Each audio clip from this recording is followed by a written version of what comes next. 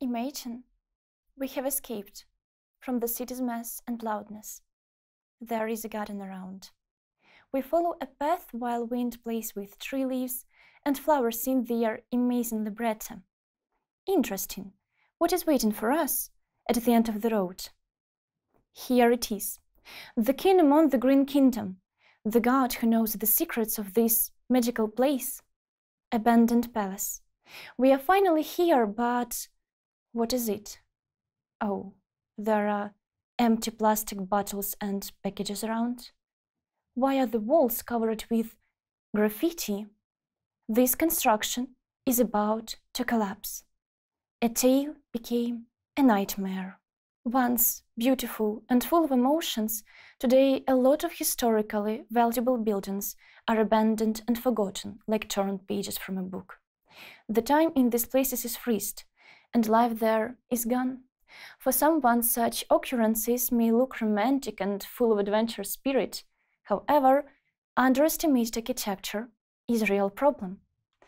Winston Churchill once said, "We shape our buildings, thereafter they shape us." Probably he didn't think that his words will be scientifically confirmed in the future. For example, Colin Edwards from Waterloo University in Canada notes that the facades of the buildings especially affect our emotions. Original and colorful ones raise the mood, gray and faceless depress it. And I agree with this statement. I really enjoy a walk through the historic center of the city where the buildings are restored and well maintained. But what if I live in an ordinary residential area? Then I'm doomed to suffer from grayness? Actually, no. I remember the hospital in my hometown. I used to distinguish it as a scary place full of hustle and bustle. Could you imagine my astonishment when I found out that actually this building is a former landlord's estate? Going to the hospital became for me the same as deepening into the episode of a historical novel. Unfortunately, noticing architectural beauty around is becoming more and more challenging nowadays. A lot of people prioritize just keeping buildings suitable for use and don't care about aesthetics. For instance, it is quite easier to cover the old bus stations with a layer of paint instead of refreshing them and using creativity. We need to understand that architecture is cultural heritage, which influences people's identity. Buildings and monuments are historical mirrors, and during different political periods, they can obtain new meanings due to the thought of society or the government. And that is why architecture is in danger.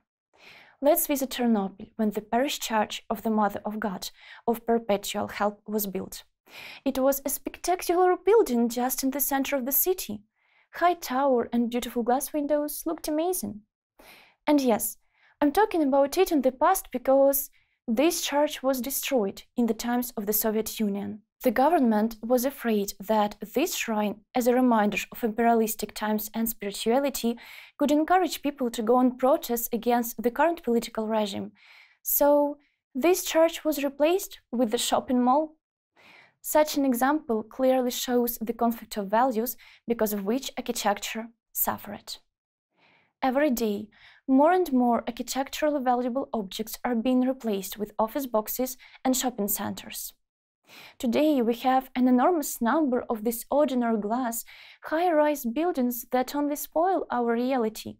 They make the landscape monotone and city faceless, displacing historically valuable objects. What if one day all of the art constructions of the past will completely disappear? What will the outdoor world look like, and where is the guarantee that modern art objects will never repeat the fate of the church in Chernobyl? Complaining about problems and doing nothing to solve them at the same time. Is it effective? Of course not. Unfortunately, magical characters are stuck in the books, so despite their sincere willingness, they can't use their superpowers in our world. So we need to become real heroes in order to protect architecture. How can we do it? Imagine such a picture. You, a gray-haired grandfather or a grandmother, are sitting in front of your grandchildren. These tomboys are carefully listening to you. You don't need to strain the tired eyes reading a fairy tale because Real hero of the narration is you, standing firm while the excavator, as frightened as the wicked wizard, is trying to destroy an abandoned art object, drawing out the sound of destruction with slogans, protecting monuments from ruination and building the close-knit community at the same time. It is all about you. Going on social protests against replacing a work of arts can become a unique experience about which your posterity would be definitely glad to hear. Erasing the graffiti on the old front door, inserting a window into the broken pane are also realistic goals that we can achieve. Sounds simple, but actually really matters. Walking past an abandoned building. Have you ever wondered about the feelings of the homesteaders inside? Marina Makushchenko did. Actually, she wrote a book about it which is called The Dark Side of the House.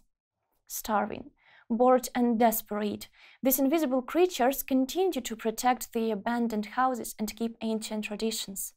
Through the mystery, fantasy and legend, Marina Makushchenko exposed a real problem: oblivion of houses. As we can see, architecture is a well of inspiration. The secrets of abandoned buildings could encourage us to create our own story, on paper, on Canva, or in a music notebook. Developing this idea, we can not only obtain inspiration as a prophet, but also draw people's attention to forgotten or underestimated cultural heritage.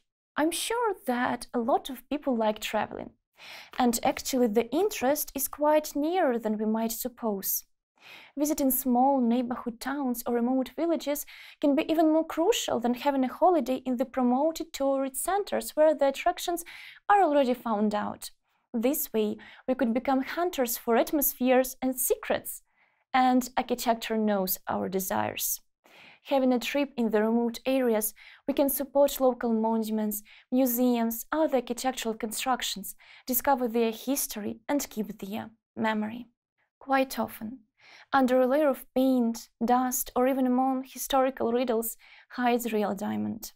So why don't we let architectural jewels shine to their full power? This heritage could tell us a lot about the period that it has faced, shape our identity, and teach us to distinguish small details that can make our life enjoyable. The only thing that we need to do in order to succeed is to hear the abandoned houses whispering.